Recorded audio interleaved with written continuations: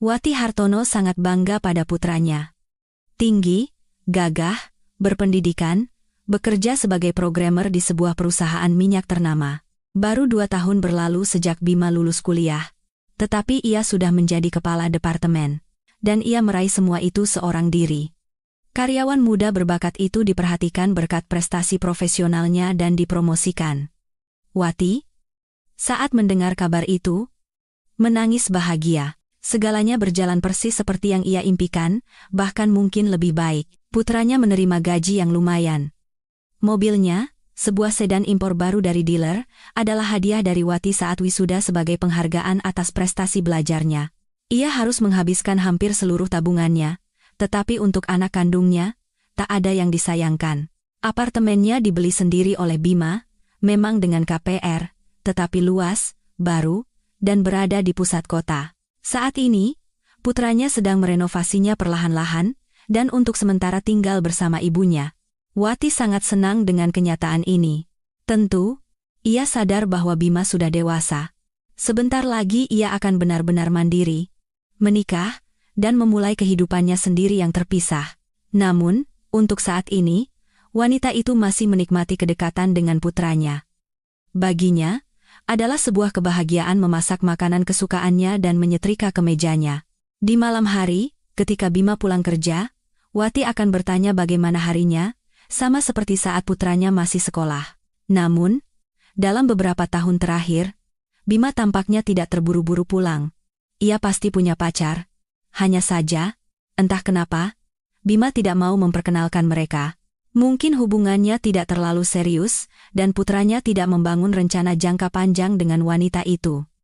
Jadi, ia tidak ingin membuat ibunya khawatir. Wati mengerti dan menerima hal itu. Setiap pria harus memiliki pengalaman agar nanti, ketika bertemu dengan satu-satunya yang tepat, ia merasa percaya diri bersamanya. Tentu saja, Wati sering memikirkan calon menantunya. Ia bermimpi melihat seorang wanita sukses dan terdidik dari keluarga baik-baik dan berada di samping putranya. Bima pantas mendapatkan yang terbaik, karena ia sendiri adalah anugerah. Dan Wati memainkan peran penting dalam membentuk putranya menjadi seperti sekarang. Wanita itu menyadari hal ini dan bangga pada dirinya sendiri. Ia berhasil, ia telah melakukan segalanya dengan benar. Wati melahirkan Bima di usia yang tidak muda lagi. Saat itu usianya sudah sedikit di atas 40. Sebelumnya, entah bagaimana, hidupnya tidak berjalan lancar. Di masa mudanya, Wati mendedikasikan seluruh dirinya untuk belajar. Ia tidak ingin kembali ke desa asalnya, ke angsa, sapi, dan keramaian adik-adiknya. Kuliah di Fakultas Ekonomi, yang berhasil ia masuki berkat kegigihan dan kerja kerasnya, ia pandang sebagai kesempatan untuk meraih kehidupan yang selalu ia impikan. Dan usahanya tidak sia-sia. Dekan fakultas sendiri ingin membantu mahasiswi muda yang menjanjikan itu.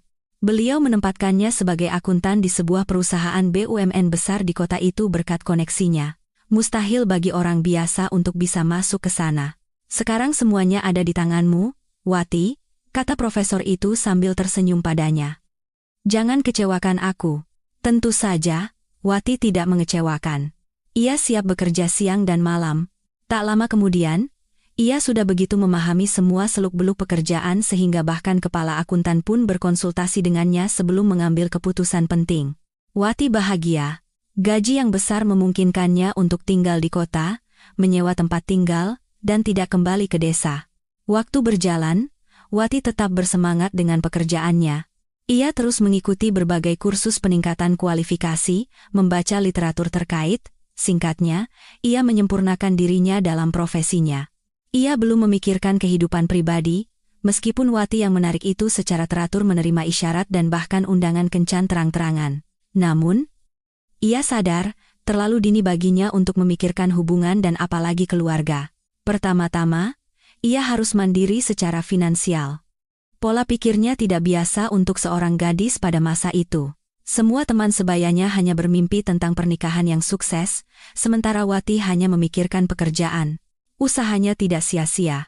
10 tahun setelah lulus kuliah, ia berhasil menabung untuk membeli sebuah apartemen, sendiri, tanpa bantuan orang tua. Mereka pun, dengan segala keinginan, tidak dapat mendukungnya secara finansial. Betapa bahagianya Wati saat pertama kali tidur di rumah miliknya sendiri, bukan rumah sewaan. Saat itu usianya sudah di atas 30. Apartemen, jabatan kepala akuntan di perusahaan besar, pendapatan tinggi yang stabil. Tibalah waktunya untuk memikirkan keluarga. Dan Wati akhirnya memperhatikan para kandidat suami.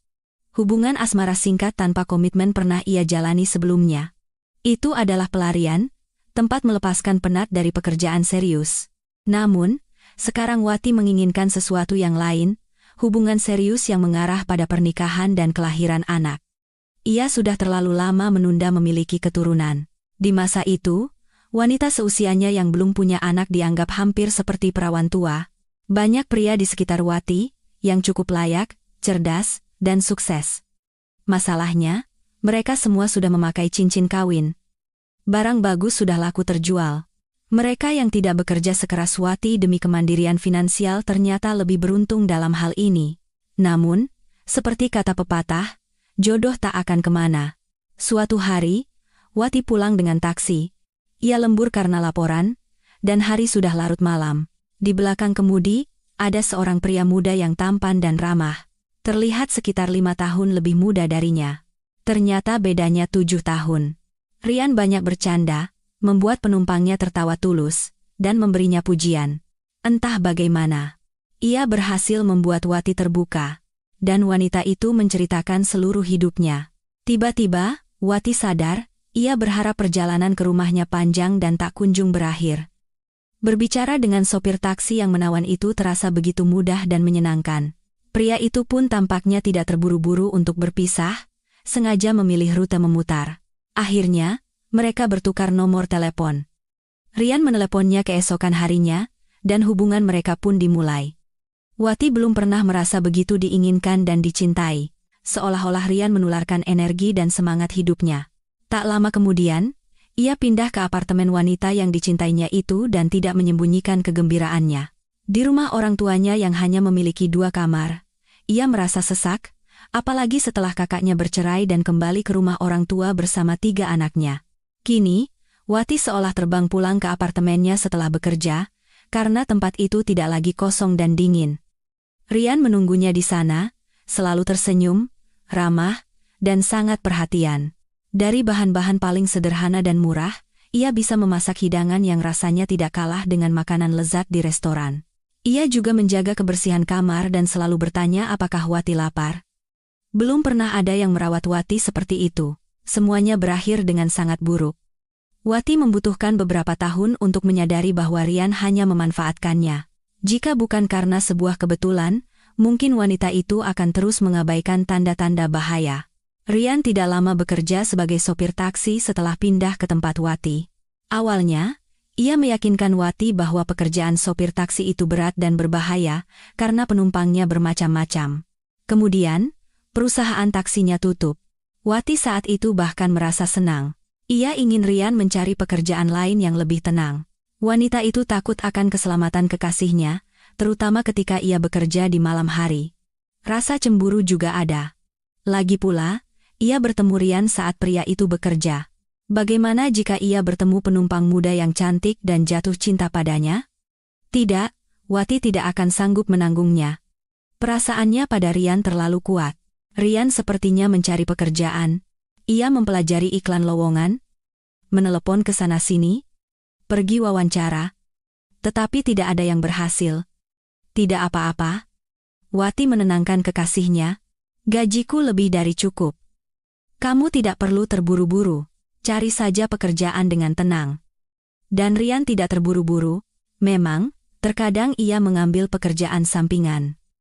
Ia sering harus pergi di malam hari, kadang-kadang bahkan untuk beberapa hari. Setelah perjalanan seperti itu, pria itu terlihat bahagia, dan Wati merasa ia mengerti perasaannya. Ia sendiri suka merasa mandiri secara finansial. Ia berpikir kekasihnya senang karena bisa mendapatkan uang. Ia salah. Suatu hari, Wati pergi ke sebuah kota kecil di daerah untuk audit pekerjaan. Saat itu, Rian sedang bekerja sampingan. Ia bilang tidak akan pulang sebelum 2 hari. Setelah audit, Wati diajak makan malam di sebuah restoran. Dan di sanalah, di meja sebelah, ia melihat pemandangan yang tidak menyenangkan itu. Tidak. Dari luar, gambarnya terlihat sangat manis. Seorang pria menatap gadis muda di hadapannya dengan mata penuh cinta, mengelus tangannya, merapikan rambutnya, dan sesekali menciumnya. Pasangan yang serasi, cinta yang murni. Masalahnya adalah, pria itu adalah Rian. Ia tidak melihat Wati saat itu, dan Wati bersyukur.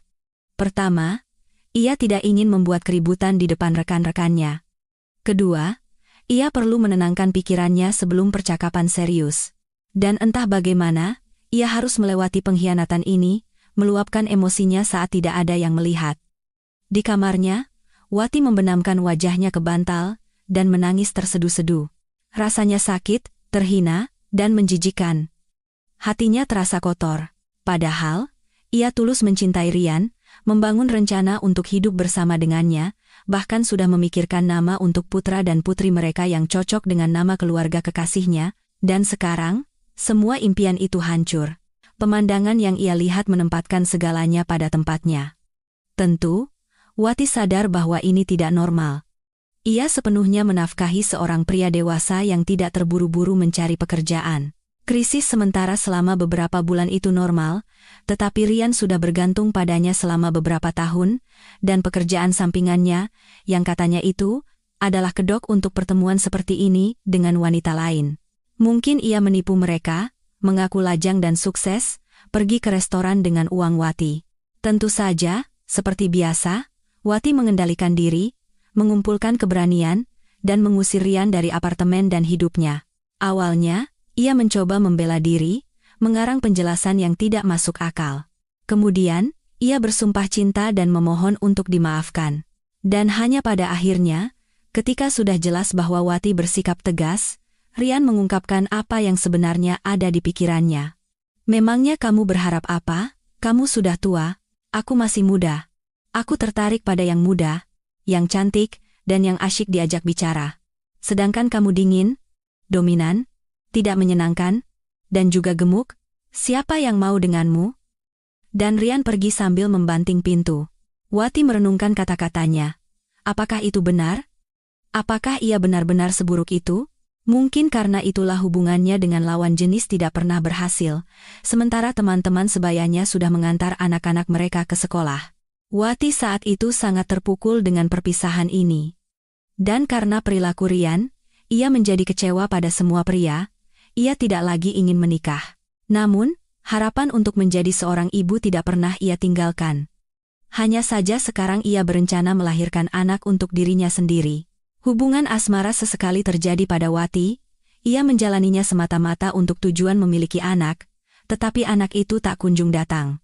Ia tidak bisa pergi ke dokter dengan masalahnya. Pada masa itu, merencanakan anak tanpa menikah dianggap tidak bermoral. Dan Wati memutuskan bahwa ia mandul dan pasrah. Tidak akan ada suami maupun anak dalam hidupnya. Setidaknya ada pekerjaan, satu-satunya pelipur lara. Kemudian, setelah merayakan ulang tahunnya yang ke-40, Wati akhirnya bertemu dengan jodohnya. Pak Anto Suryo adalah seorang duda dan direktur utama perusahaan mitra. Pada pertemuan pertama, ia langsung menunjukkan tanda-tanda perhatian yang jelas kepada kepala akuntan itu, memberinya pujian, menatapnya dengan mata kagum, tersenyum, dan suatu hari mengajaknya kencan. Begitulah semuanya dimulai. Anto sangat berbeda dari Rian si gigolo. Ia mengajak Wati ke restoran mahal, memberinya hadiah mewah, membantunya dalam pekerjaan. Wanita itu tidak memiliki perasaan sekuat yang ia rasakan pada Rian, gairah, cinta, kekaguman, tetapi di hadapan Anto, ia merasa diinginkan dan dicintai. Bersamanya, ia merasa tenang dan aman. Oleh karena itu, Wati dengan senang hati menerima lamaran Anto untuk meresmikan hubungan mereka. Mereka tinggal di apartemen Anto, sementara apartemen 3 kamarnya disewakan oleh Wati. Wanita itu dengan jujur memberitahu calon suaminya bahwa ia tidak bisa punya anak. Ia yakin akan hal itu, karena tidak satu pun dari usahanya dan jumlahnya tidak sedikit yang berhasil. Namun, Anto tidak peduli. Ia sudah menjadi seorang ayah. Putra dan putrinya sedang menyelesaikan kuliah. Sang ayah berkomunikasi dan membantu mereka. Baginya, itu sudah cukup. Betapa terkejutnya Wati ketika ia mengetahui bahwa dirinya hamil. Wanita itu masih ingat, bahkan setelah hampir seperempat abad, gelombang kehangatan dan kebahagiaan yang menyelimutinya, impian yang sepertinya tidak akan pernah terwujud, akhirnya menjadi kenyataan. Anto juga senang. Ia yakin itu adalah anak laki-laki dan bahkan mengusulkan untuk menamainya Bima, untuk menghormati kakeknya. Seperti yang terbukti kemudian, Anto benar. Mereka memang memiliki seorang anak laki-laki. Hanya saja, ayahnya tidak pernah melihatnya. Kebahagiaan pribadi Wati tidak berlangsung lama. Nyawa Anto direnggut oleh stroke mendadak. Pria di puncak kejayaannya, yang baru saja berusia 45 tahun, tiada dalam hitungan jam. Wati butuh waktu lama untuk pulih dari kehilangan itu. Kesadaran bahwa di dalam dirinya hidup dan berkembang seorang bayi membantunya mengatasi perasaan berat itu. Demi dia, ia harus kuat. Wanita itu pindah ke apartemennya sendiri. Anak-anak dewasa Anto segera mengklaim warisan dari tempat tinggalnya. Wati melepaskan bagian warisannya untuk mereka. Ia merasa itu adalah hal yang benar untuk dilakukan. Bimalah yang menarik Wati keluar dari kesedihannya, lahir sedikit lebih awal, mungil, sakit-sakitan, dan sering menangis. Ia menyita seluruh perhatian dan tenaga ibunya. Wati harus menghabiskan banyak uang untuk dokter, untungnya ia memilikinya. Bayi prematur itu ditemukan memiliki banyak masalah. Diagnosisnya beragam, termasuk yang menakutkan, hingga dugaan cerebral palsy. Namun, Wati tidak menyerah. Ia mencari ahli rehabilitasi terkemuka, mempelajari berita medis terbaru, berjuang masuk ke pusat pengobatan terbaik. Dan semua itu membuahkan hasil. Menjelang masuk sekolah, Bima tidak hanya sehat sepenuhnya, tetapi juga berkembang melampaui usianya. Di atas tempat tidurnya tergantung medali-medali juara renang. Di sudut kamarnya ada sebuah piano, di mana anak prasekolah itu sudah cukup mahir memainkan karya-karya klasik. Rak-rak bukunya penuh dengan buku anak-anak berwarna-warni. Ya, Bima sudah suka membaca sebelum kelas 1. Ibunya berusaha menanamkan minat ini, dan ia berhasil. Tentu saja, di sekolah Bima selalu mendapat nilai sempurna dan terus membanggakan ibunya dengan prestasi olahraganya. Di sekolah menengah, anak laki-laki itu mulai tertarik pada pemrograman. Wati mendukung hobi yang bermanfaat ini, membelikan putranya komputer yang canggih, beberapa CD, dan setumpuk perangkat keras lainnya. Wati tidak terlalu memahami detailnya, ia hanya mensponsori anaknya yang bersemangat, dan itu tidak sia-sia. Tak lama kemudian, Bima mulai memenangkan Olimpiade pemrograman. Hati Wati bernyanyi bahagia setiap kali anaknya membawa pulang piala lagi. Sejak saat itu, wanita itu sadar, putranya akan melangkah jauh. Ia akan mencapai banyak hal. Semua ini adalah jasa Wati. Tanpa ragu dan istirahat, ia mengurus putranya. Pertama kesehatannya, kemudian perkembangan dan pendidikannya. Wanita itu mengantarnya ke berbagai les dan kegiatan, menemaninya ke kompetisi, dan semua itu ia lakukan sambil menjalani pekerjaan yang berat. Wati merasa sangat sulit tanpa dukungan. Terkadang, ia menatap dengan sedih para ayah yang berjalan-jalan dengan anak-anak mereka, mengantar mereka ke taman kanak-kanak atau sekolah. Anto akan menjadi ayah yang sangat perhatian dan peduli, hidup bersamanya akan lebih mudah dan menyenangkan. Namun, beginilah yang terjadi. Dan sekarang, wanita itu berusaha sekuat tenaga untuk putranya, untuk mereka berdua. Ia ingin anaknya sesedikit mungkin menderita karena ketiadaan sosok ayah dalam hidupnya. Dalam menjadi ibu di usia lanjut, Wati melihat banyak keuntungan. Ibu-ibu muda seringkali marah pada anak-anak mereka atau kurang memperhatikan mereka, sibuk dengan karier, kehidupan pribadi, bertemu teman, pergi ke salon kecantikan, sementara ia sadar betul bahwa anak adalah anugerah yang tak ternilai dan tidak menyayangkan waktu dan tenaga untuk perkembangan putranya. Hasilnya melebihi harapan. Anaknya berhasil masuk universitas sendiri, lulus ujian masuk dengan cemerlang, dan selalu belajar dengan nilai sempurna di sana, sampai semester 7. Semester 7? Wati bergidik mengingat masa itu. Bima seolah-olah berubah. Anaknya tiba-tiba punya teman-teman baru. Awalnya Wati bahkan senang. Bima hampir seluruh waktunya didedikasikan untuk belajar, seperti dirinya dulu. Tapi ia seorang pemuda, ia perlu bersenang-senang, bergaul dengan teman sebaya, jatuh cinta, kapan lagi kalau bukan sekarang? Wanita itu bahkan tidak keberatan dengan kebiasaan barunya pulang larut malam. Hatinya mencelos karena takut. Imajinasinya melukiskan gambaran-gambaran mengerikan, tetapi Wati tidak menunjukkan perasaannya. Ia mengerti, memang harus begitu. Perlahan-lahan, Bima mulai menghilang hampir setiap malam di klub, pulang menjelang pagi, puas, dengan langkah goyah, berjalan ke tempat tidurnya dan jatuh di atasnya dengan pakaian lengkap. Sementara Wati, yang khawatir sepanjang malam, bersiap-siap untuk bekerja. Itu adalah periode yang berat. Tentu saja, studinya sangat terganggu. Dekan fakultas menelepon Wati dan memperingatkan bahwa jika semua ini berlanjut, mereka terpaksa akan mengeluarkan Bima. Wanita itu terkejut, ia mencoba berbicara dengan putranya. Tetapi ia hanya membentak dan bersikap kasar. Sang ibu tidak mengenali anaknya. Bima selalu begitu sopan, begitu pengertian dan penuh perhatian. Dan sekarang, ia hampir mengumpat padanya. Dan ada begitu banyak agresi dalam kata-kata dan gerakannya. Bima seolah-olah telah digantikan. Wati mencoba memengaruhinya dengan uang, dengan menghentikan pendanaannya, hanya memberinya uang untuk ongkos ke universitas. Namun, petualangannya di klub malam terus berlanjut. Dan tak lama kemudian wanita itu sadar dari mana putranya mendapatkan uang untuk bersenang-senang. Di kotak perhiasannya, beberapa kalung dan cincin emas hilang. Kemudian, terungkap bahwa Bima tidak lulus ujian semester dan dikeluarkan dari universitas. Ini sudah keterlaluan.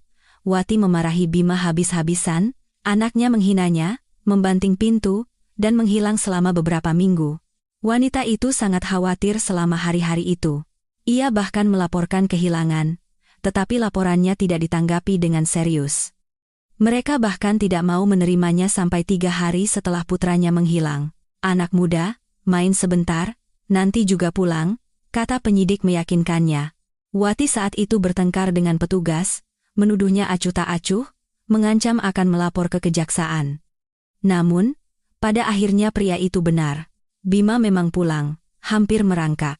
Ia terlihat pucat dan kompang-camping, seperti gelandangan. Wati curiga putranya punya masalah dengan minuman keras. Ia sering tidak bisa berdiri tegak, berbicara omong kosong, menjawab seenaknya, dan perilaku agresifnya itu. Semua karena pengaruh pergaulan buruk yang menimpa anaknya. Suatu hari, Wati dengan ngeri menyadari bahwa terkadang ia takut pada putranya sendiri. Namun, seperti bertahun-tahun yang lalu ketika ia harus merawat bayinya yang prematur dan lemah, wanita itu mengumpulkan keberanian dan memutuskan untuk bertindak. Tidak, ia tidak akan menyerah. Ia akan berjuang untuk anaknya. Kali ini, segalanya ternyata lebih sulit. Bima menolak pergi ke dokter. Ia juga tidak mau memutuskan hubungan dengan teman-teman barunya. Apa kamu tidak lihat, teman-teman itu menyeretmu ke dasar? Ibu mencoba menyadarkan putranya. Kamu adalah mahasiswa terbaik di angkatanmu. Kamu programmer berbakat, begitu banyak usaha yang telah diinvestasikan, dan sekarang kamu tega melakukan ini pada hidupmu? Sedikit lagi dan tidak akan ada jalan kembali. Tapi bersama mereka aku bisa menjadi diriku sendiri, bukan anak laki-laki ideal yang kamu ciptakan, bantah Bima. Akhirnya aku bebas dari tekananmu, terimalah itu, dan akan lebih mudah. Wati bertengkar, menangis, memohon, mencoba berbicara dari hati ke hati dengan putranya, tetapi tidak ada yang berhasil. Sakit dan menakutkan melihat apa yang terjadi pada orang yang dicintainya, dan juga ada perasaan bersalah yang menekan. Dialah yang gagal mendidik putranya, ini adalah kelalaiannya, ia adalah ibu yang buruk, sangat buruk. Sekitar setahun setelah kehidupan seperti itu, semuanya tiba-tiba kembali normal dengan sendirinya. Itu terjadi setelah Bima kembali absen lama. Ibunya sudah terbiasa dengan kepergiannya. Wati hampir menyerah. Tetapi sebuah keajaiban terjadi. Bima berubah lagi. Awalnya ia mulai jarang pergi ke klub malam, lalu berhenti sama sekali. Dan Wati tidak lagi melihat putranya dalam keadaan aneh yang membuatnya takut.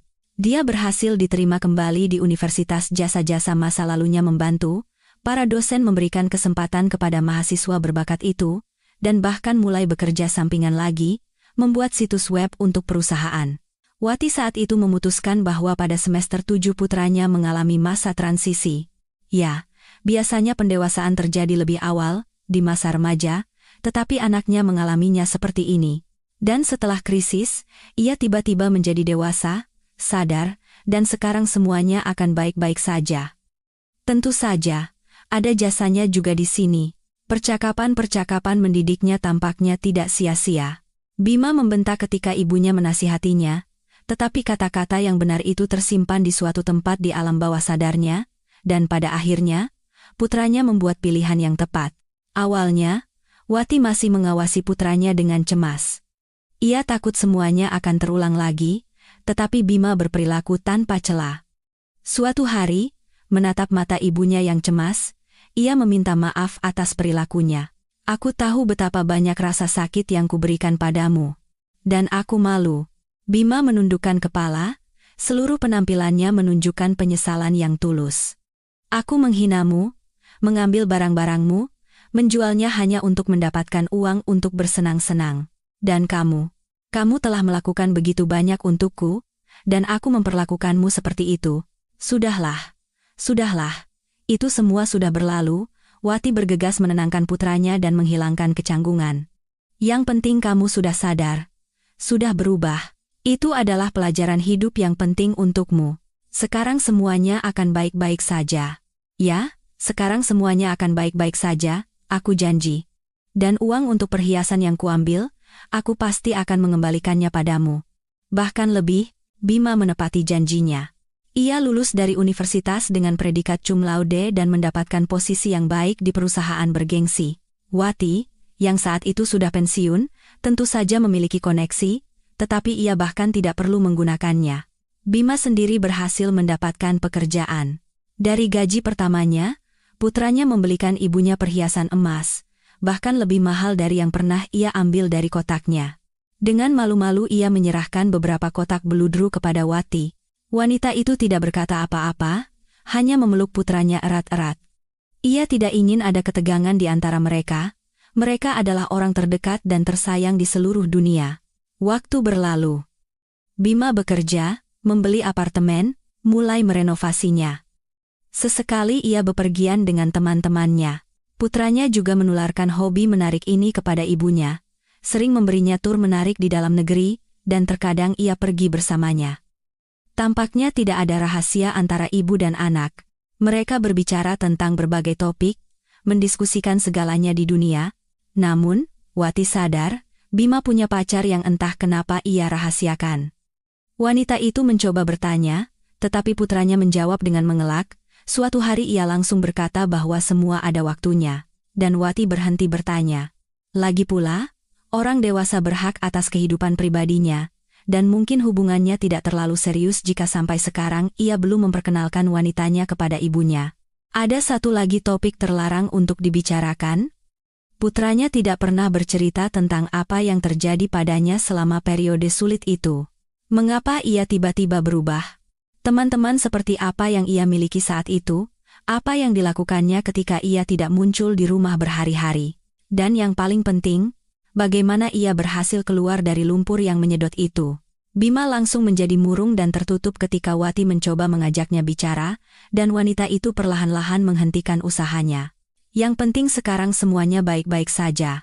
Wati duduk di kursinya sambil menyulam. Belakangan ini ia gemar kerajinan tangan. Ternyata itu sangat menenangkan, dan hasilnya berupa lukisan-lukisan indah sangat menyenangkan. Dinding ruang tamunya sudah penuh dengan hasil karyanya. Dulu, seluruh waktu Wati dihabiskan untuk putra dan pekerjaannya. Tidak ada tenaga tersisa untuk hal-hal menyenangkan seperti kerajinan tangan. Wanita itu benar-benar tidak mengerti bagaimana orang bisa membuang-buang waktu untuk menyulam ketika begitu banyak hal yang harus dilakukan. Televisi menyala sebagai latar belakang. Di layar sedang berlangsung drama sinetron. Bukan karena Wati menyukai serial sentimental ini, hanya saja kadang-kadang ia ingin menonton sesuatu yang ringan dan tidak membebani. Mungkin usia yang berbicara, bagaimanapun, ulang tahun ke-65 sudah di depan mata, sebentar lagi mungkin akan ada cucu.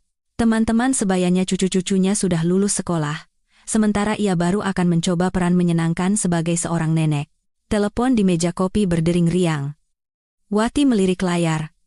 Putranya menelepon. Wanita itu selalu senang berbicara dengan anak kesayangannya.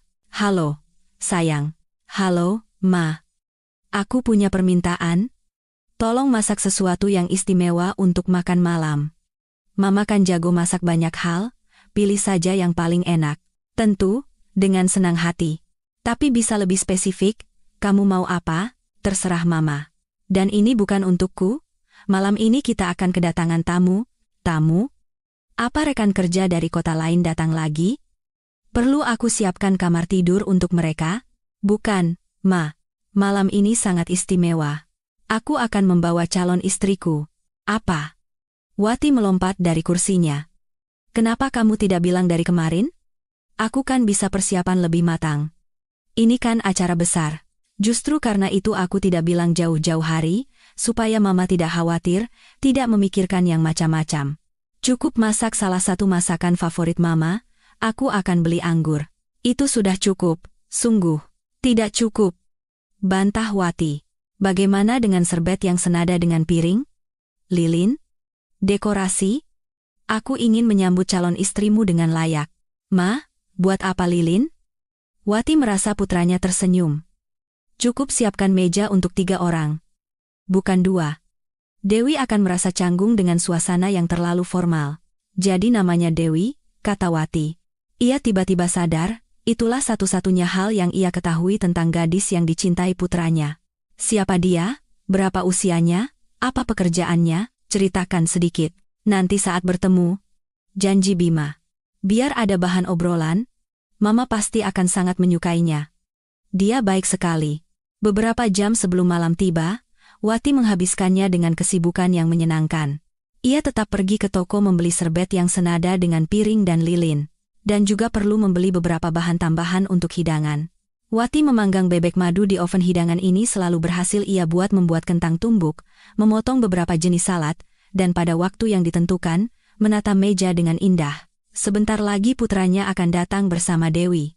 Pasti dia gadis yang sangat pantas dan cantik, karena Bima telah memilihnya. Siapa orang tuanya? Itu penting, karena banyak hal tergantung pada keluarga. Apakah gadis itu akan menyukai apartemen mereka? Apakah ia akan menganggap suasananya terlalu sederhana? Hati Wati berdebar-debar penuh antisipasi. Putranya berkata akan memperkenalkannya dengan calon istrinya. Calon istri, berarti mereka akan menikah. Sungguh sebuah kebahagiaan. Tak lama lagi Bima akan memberinya cucu. Wati sudah tidak sabar untuk menimang bayi. Ia merasa akan menjadi nenek yang sempurna, nenek yang tidak pernah ia miliki, dan juga tidak dimiliki putranya, yang peduli, penuh kasih, dan perhatian. Dan akhirnya, terdengar suara kunci diputar di lubang kunci. Wati keluar ke ruang depan untuk menyambut tamu. Putranya masuk lebih dulu ke dalam apartemen. Di belakangnya berdiri seorang gadis muda, kurus, pucat, dan malu-malu. Di tangannya ada tas sederhana dari kulit sintetis, di kakinya sepatu balet usang dari toko murah. Wati langsung memperhatikan detail-detail ini. Mereka memberitahunya banyak hal. Bukan menantu seperti ini yang ia impikan. Silakan masuk, tamu-tamu terhormat. Wanita itu menemukan kekuatan untuk tersenyum kepada pasangan muda itu. Ia akan berbicara dengan putranya nanti. Dan lagi pula, perlu dipastikan seberapa serius hubungan mereka. Mungkin tidak ada yang perlu dikhawatirkan. Dewi duduk dengan sopan di samping Bima. Wati duduk di seberangnya. Gadis yang manis, memang. Lembut, rapuh seperti seekor rusa. Bima di sampingnya terlihat lebih gagah dan kuat. Wanita itu bisa mengerti apa yang menarik putranya pada makhluk muda ini. Ternyata Dewi beberapa tahun lebih muda dari Bima. Setelah lulus dari Akademi Keperawatan, ia bekerja sebagai perawat di sebuah klinik swasta. Wati berpikir sejenak, profesi yang mulia dan dibutuhkan, tentu saja. Tapi Akademi Keperawatan, kenapa bukan universitas? Entah ambisinya kurang, atau malas, atau otaknya tidak sampai. Setiap pilihan itu tidak terlalu baik. Mereka telah berpacaran selama beberapa tahun. Pertemuan mereka tidak biasa, di sebuah halte saat hujan. Di era kencan online, cerita ini terdengar cukup orisinal dan bahkan romantis. Takdir yang menyatukan kami, kata Bima dengan nada yang berlebihan. Lalu ia menambahkan dengan serius, Dewi adalah malaikat pelindungku, cinta sejatiku. Gadis itu tersenyum malu-malu, sementara Wati merasakan tusukan cemburu. Kemudian Dewi bercerita tentang keluarganya, atas permintaan Wati. Ternyata gadis itu datang ke kota untuk belajar dari sebuah desa. Orang tuanya miskin, Selain Dewi mereka punya 4 anak lagi. Selama kuliah, gadis itu tinggal di asrama dan bekerja sampingan, karena beasiswa tidak cukup untuk hidup. Kemudian, Dewi lulus bukan dengan predikat cum laude. Wati sengaja menanyakan hal ini dan mendapatkan pekerjaan. Hidup menjadi lebih mudah, ada uang untuk menyewa tempat tinggal seadanya, pakaian, dan makanan. Dan kemudian ia secara kebetulan bertemu dengan Bima, dan sadar bahwa ia telah jatuh cinta. Tentu saja kamu jatuh cinta, Wati berpikir dalam hati, pria setampan ini, kaya pula, kamu memutuskan untuk mencari jalan pintas. Wanita itu mengerti bahwa putranya adalah satu-satunya kesempatan bagi Dewi untuk keluar dari kemiskinan. Mungkin kesuksesan Bima itulah yang menariknya. Seorang pria dengan pendidikan dan pekerjaan yang baik, dengan apartemen dan mobil pilihan ideal untuk seorang gadis biasa seperti dia. Wati merasakan sedikit ketidaksukaan terhadap Dewi, terlepas dari kesopanan dan perilakunya yang baik. Dia berpura-pura agar aku menyukainya. Wanita itu memutuskan, setelah menikah, dia akan menunjukkan sifat aslinya. Agar tidak membuat putranya merasa tidak nyaman, Wati berpura-pura ramah. Bima sendiri terlihat jatuh cinta dan bahagia. Tapi tidak apa-apa. Ia akan berbicara dengan putranya nanti. Putranya itu, karena perasaannya yang kuat, tidak menyadari apa-apa sekarang. Dan Wati mengerti perasaannya. Ia sendiri pernah berada di posisi itu. Bertahun-tahun yang lalu, sopir taksi muda yang menawan, Rian, juga telah memutarbalikkan kepalanya. Dan wanita itu membutuhkan beberapa tahun untuk menyadari bahwa pria itu dengan kurang ajar memanfaatkannya. Ia tidak menginginkan skenario seperti itu untuk Bima. Setelah makan malam, Bima pergi mengantar Dewi ke taksi. Wati menemukan kekuatan untuk tersenyum padanya sebagai salam perpisahan, tetapi dari wajah gadis itu ia tahu bahwa Dewi membaca emosi sebenarnya dari calon ibu mertuanya. Gadis yang peka, tapi tidak apa-apa. Yang penting putranya tidak mengerti apa-apa. Wati akan berbicara dengannya nanti, tetapi dengan hati-hati agar tidak melukai dan membuatnya menjauh. Biarkan saja dia mengantar Dewinya. Sementara itu, ia akan memilih kata-kata yang tepat. Bima tidak seharusnya mengikat hidupnya dengan gadis desa miskin yang bahkan tidak memiliki pendidikan tinggi. Bukan takdir seperti itu yang Wati impikan untuk putranya yang sukses dan menjanjikan. Bagaimana menurutmu tentang Dewi? Tanya Bima yang baru pulang. Benar kan, dia sangat manis? Manis. Ya. Wati tidak membantah. Tapi, apakah hubungan kalian ini serius? Lebih serius dari ini tidak ada lagi. Aku mencintainya lebih dari hidupku. Mama tidak tahu betapa luar biasanya dia, dan kami akan menikah sebelum akhir tahun. Aku sudah memutuskan. Tapi, mungkin jangan terburu-buru dulu. Kalian pacaran? Jalan-jalan? Siapa yang melarang? Tapi pernikahan itu sangat serius. Ma, ada apa? Bima berkedip bingung. Mama tidak suka Dewi? Kenapa? Dia gadis miskin dari desa. Wati akhirnya memberanikan diri untuk jujur. Dia tidak punya pendidikan, tidak punya prospek. Kamu adalah tiketnya menuju kehidupan yang mapan. Aku tidak mau kamu dimanfaatkan. Jadi begitu menurut Mama? Mama pikir aku hanya bisa dicintai karena mobil, apartemen, dan gajiku, dan diriku sendiri tidak ada artinya? Bukan begitu. Aku sama sekali tidak berpikir begitu. Protes Wati. Kamu adalah yang terbaik. Kamu pantas mendapatkan yang terbaik. Dan Dewi, dia bukan pasangan yang sepadan untukmu. Jangan terburu-buru, kamu akan menemukan calon istri yang setara denganmu. Ma, kenapa Mama bicara seperti itu? Justru karena aku tahu apa yang aku bicarakan. Aku sudah mengalaminya sendiri. Dulu dalam hidupku ada masa ketika seorang gigolo hidup menumpang padaku. Itu menyakitkan dan memalukan. Ma, Dewi bukan gigolo. Aku tahu. Wanita seperti itu disebut dengan nama lain. Jangan bicara seperti itu tentang dia, pinta Bima dengan tenang, dan Wati langsung sadar, jika ia melanjutkan dengan nada yang sama, ia akan kehilangan simpati putranya. Ia terlalu terpesona oleh Dewi saat ini. Dan ingatlah dirimu sendiri. Mama juga dari desa, dan juga dari keluarga miskin. Antara Mama dan Dewi banyak kesamaan. Tidak banyak. Aku tidak berusaha memperbaiki kesejahteraanku dengan mengandalkan suami kaya. Aku mencapai semuanya sendiri. Mama. Baiklah. Maaf, desah sang ibu. Karena kamu telah memilihnya, berarti dia memang baik. Mama akan menyukainya ketika sudah lebih mengenalnya. Akhirnya Bima tersenyum. Pasti. Dewi itu, dia istimewa. Tidak ada duanya. Kita lihat saja nanti. Dan akhirnya, pernikahan itu terjadi. Wati berkali-kali mencoba membujuk putranya, baik secara langsung maupun dengan sindiran. Ia menyampaikan sudut pandangnya. Jangan terburu-buru, perhatikan baik-baik, tetapi Bima tetap teguh. Ia menegaskan bahwa ia mencintai Dewi dan perasaan mereka telah teruji oleh waktu. Ia juga sangat meminta ibunya agar bersikap ramah kepada calon istrinya. Dan Wati berusaha keras untuk tidak menunjukkan ketidaksukaannya. Tetapi terkadang ia tidak bisa menahan diri. Kenapa kamu tidak melanjutkan ke pendidikan tinggi? Tanya calon ibu mertua itu suatu hari pada Dewi. Pertanyaan itu terus mengganggunya. Teman-temannya sudah tahu bahwa putranya akan menikah dan tentu saja bertanya tentang calon istrinya. Wati merasa agak malu menjawab pertanyaan mereka. Dan sekarang ia ingin menempatkan Dewi dalam posisi yang sama tidak nyamannya. Harus bekerja, jawab Dewi sambil mengangkat bahu. Setelah saya lulus akademi, saya diminta untuk mengosongkan asrama. Jadi saya harus bekerja. Di fakultas kedokteran kan tidak bisa kuliah jarak jauh. Tidak mungkin menggabungkan kuliah dengan kerja. Wati menggelengkan kepala. Dalam hatinya, ia berpikir bahwa gadis itu hanya pemalas. Dirinya sendiri dulu bekerja dari pagi hingga malam dan tidak berharap untuk memperbaiki kondisi keuangannya dengan mengandalkan pria kaya. Pasangan muda itu memutuskan untuk tidak mengadakan pernikahan besar.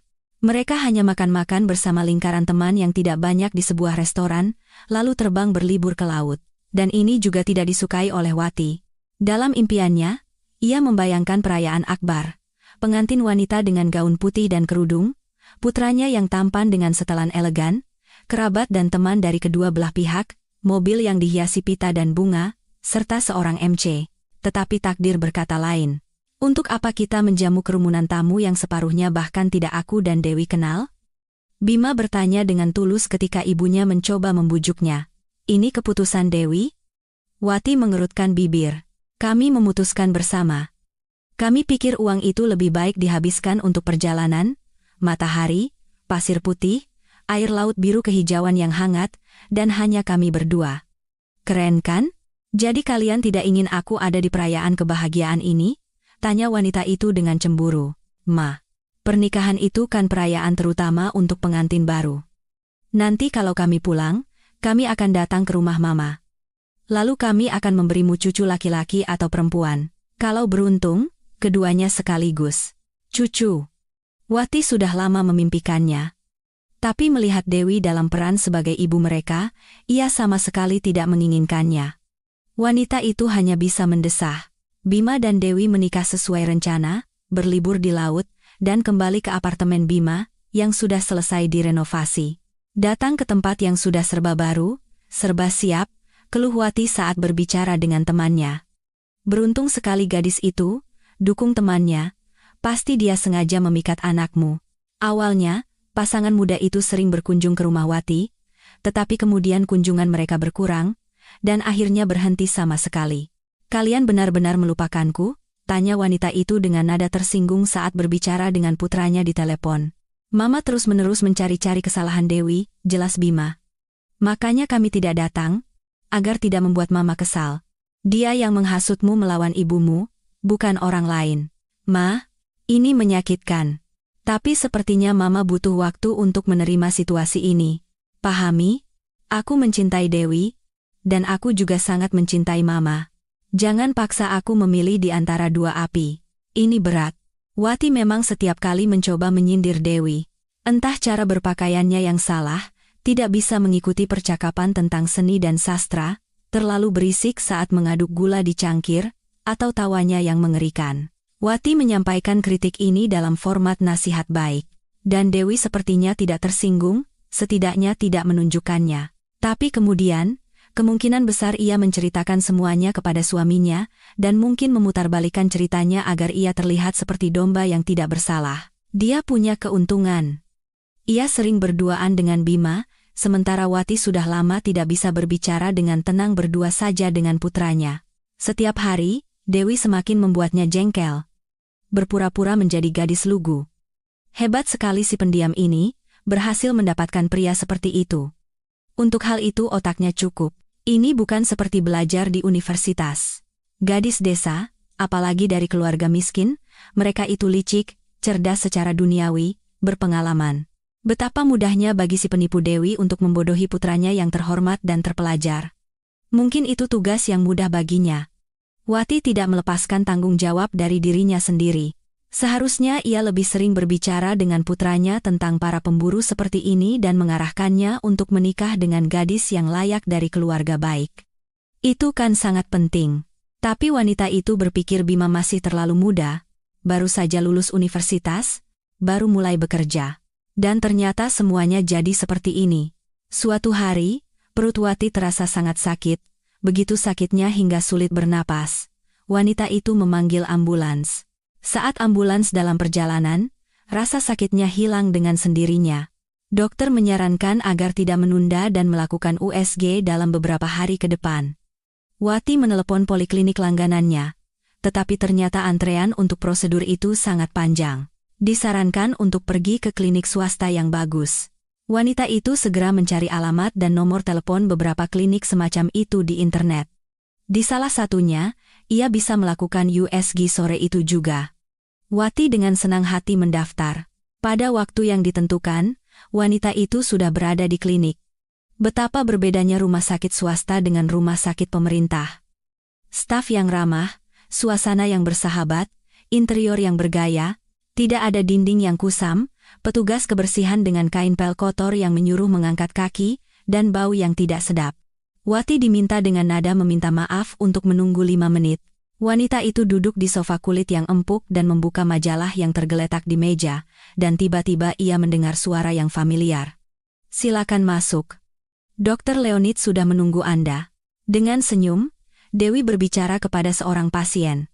Jas putih sangat cocok untuk gadis itu, menonjolkan warna kulitnya yang keemasan. Kebetulan sekali, ternyata Wati mendaftar di klinik tempat menantunya bekerja. Entah kenapa, wanita itu tidak ingin Dewi melihatnya sekarang. Wati dengan cepat menutupi wajahnya dengan majalah. Sambil melakukannya, ia mengamati dengan cermat perawat muda yang cantik itu. Dewi bertukar beberapa kata dengan rekan di resepsionis, menandatangani beberapa dokumen, dan kemudian seorang dokter keluar dari sebuah ruangan pria yang tampan dan gagah. Dan cara ia menatap Dewi sama sekali tidak disukai Wati. Dokter itu tidak melepaskan pandangannya yang jelas-jelas mengagumi perawat itu. Ia jelas memiliki perasaan yang kuat padanya. Pria itu menanyakan sesuatu pada Dewi, Dewi menjawab, yang membuat dokter itu tersenyum. Apa dia sedang menggoda? Wati merasa sesak napas. Betapa malangnya nasib putranya. Mengambil gadis gelandangan, dan ternyata dia bermain mata di tempat kerja. Dokter itu mendekati Dewi dan mengatakan sesuatu lagi. Tatapannya tidak meninggalkan keraguan, pria itu jatuh cinta setengah mati. Dasar penggoda. Satu korban tidak cukup baginya. Penipu dari desa ini tidak bisa berhenti. Baru saja menikah, sudah mencari pilihan yang lebih baik. Dewi menjawab singkat dan bergegas ke ujung koridor. Pria itu mengikutinya dengan pandangannya sampai ia menghilang di salah satu ruangan.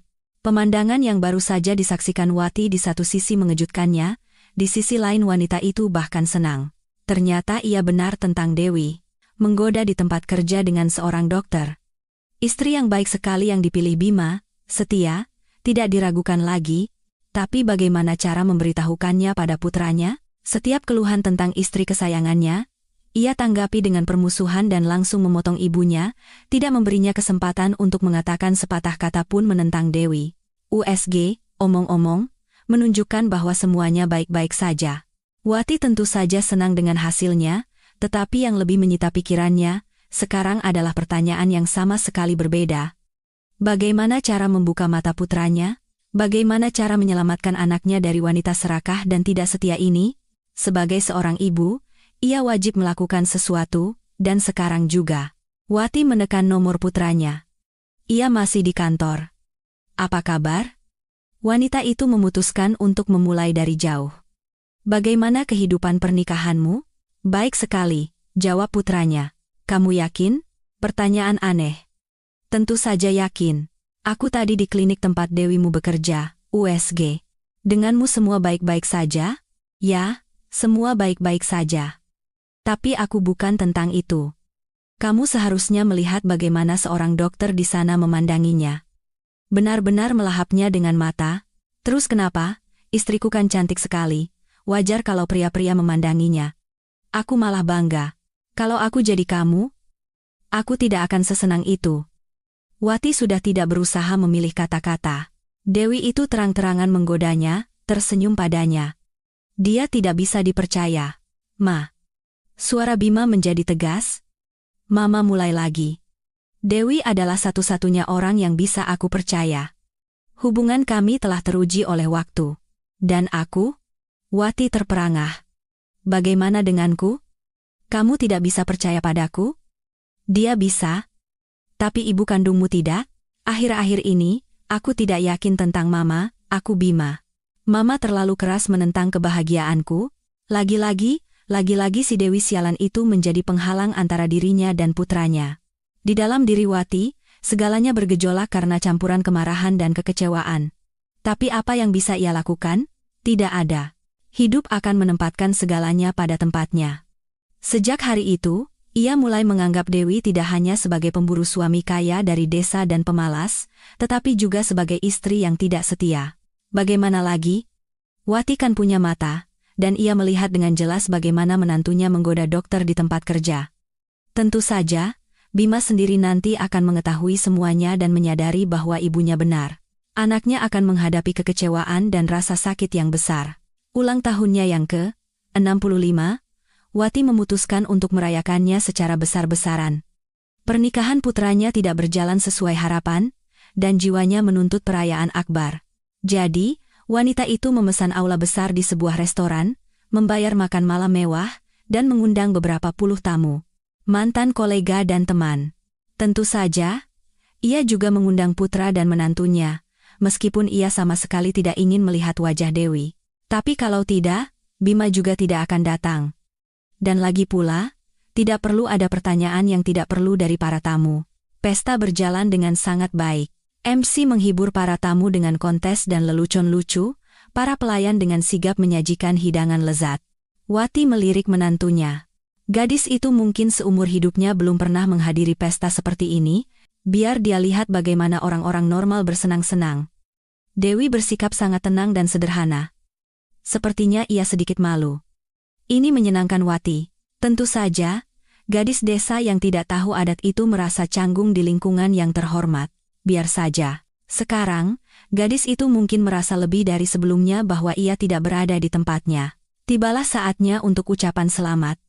Para tamu satu persatu berdiri dan mengucapkan kata-kata baik untuk Wati. Prestasi kariernya dipuji, kemampuannya untuk berteman, dan karakternya yang kuat. Wanita itu meleleh karena senang. Menyenangkan bahwa orang-orang terdekatnya memperhatikan kelebihannya dan menghargainya. Kemudian giliran putranya untuk memberikan pidato, ia bangkit bersama Dewi. Wati menatap Bima dan terpesona. Betapa tampannya dia, seperti aktor Hollywood, dan betapa cocoknya jas dan kemeja berwarna lavender itu untuknya. Bima mengucapkan kata-kata yang sangat menyentuh tentang cintanya pada ibunya, menambahkan bahwa ibunya telah melakukan begitu banyak untuknya, meletakkan amplop hadiah di nampan yang disodorkan oleh MC, dan kemudian mengatakan sesuatu yang membuat semua tamu, termasuk Wati, terkesiap kaget. Dan hadiah utama kami, Mama akan terima di bulan Maret, saat datang menjemput kami dari rumah sakit bersalin. Beberapa detik, kata-kata itu meresap ke dalam benak para hadirin. Kemudian terdengar desahan serempak, lalu tepuk tangan, dan ucapan selamat pun berdatangan. Orang-orang tersenyum, ada yang bahkan meneteskan air mata. Dewi menunduk malu-malu, Bima memeluk bahunya dengan penuh semangat. Dan hanya Wati yang duduk dengan wajah kaku. Di kepalanya berputar-putar pikiran yang tidak menyenangkan. Maret, berarti Dewi sudah sekitar pertengahan kehamilan. Pantas saja akhir-akhir ini ia memakai blus longgar, menyembunyikan perutnya. Dan Bima tidak memberitahunya apa-apa, baru mengatakannya sekarang, di depan semua tamu. Alih-alih merasa gembira karena akan segera memiliki cucu yang sudah lama ia dambakan, wanita itu merasakan perasaan yang tidak menyenangkan. Rasanya sakit dan terhina, seolah-olah putranya telah mencoretnya dari hidupnya. Ia telah menjadi karakter sekunder baginya. Dan semua itu karena siapa? Karena si penggoda dari desa yang bahkan saat hamil masih menggoda dokter di tempat kerja. Wati kemudian menyesali perbuatannya. Ia menjelaskan pada dirinya sendiri bahwa itu adalah akibat dari keterkejutan setelah mendengar berita tentang kehamilan dan pengaruh minuman yang telah ia minum. Tentu saja, tidak seharusnya ia mengungkapkan kecurigaannya di depan semua orang seperti itu. Sebaiknya ia berbagi dengannya secara pribadi. Tapi apa yang sudah terjadi tidak bisa diubah. Ketika semua orang sudah sedikit tenang, Wati bangkit dari tempatnya dan mengajukan pertanyaan itu. Bima, apa kamu yakin anak itu anakmu? Pada saat itu, di depan mata Wati, tergambar jelas adegan di poliklinik. Dokter yang melahap menantunya dengan tatapan penuh cinta, Dewi yang tersenyum menawan padanya. Jelas ada percikan di antara mereka. Apalagi yang bisa Wati pikirkan? MC mencoba mengubahnya menjadi lelucon. Sebagian berhasil. Para tamu tertawa. Tapi putranya, wajah Bima seolah membatu, di matanya ada rasa sakit dan kekecewaan. Ia bahkan menjadi pucat. Dewi awalnya memerah sampai ke akar rambut, lalu berbalik dan berjalan keluar dari aula tanpa menoleh. Bima, setelah memberikan tatapan menghina pada ibunya, bergegas menyusul istrinya.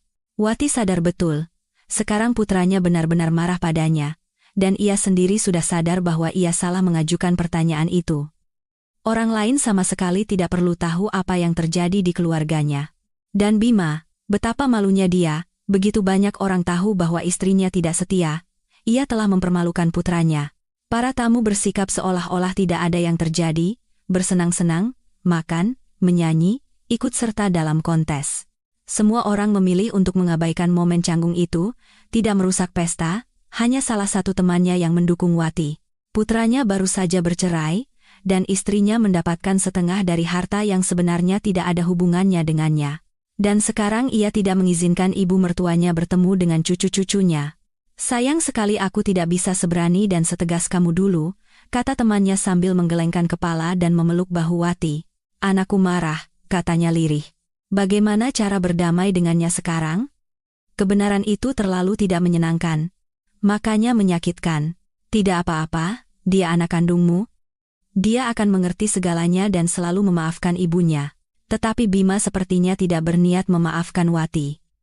Ia beberapa kali menelepon putranya, tetapi Bima selalu menolak panggilannya, dan kemudian sepertinya ia memblokir nomor ibunya.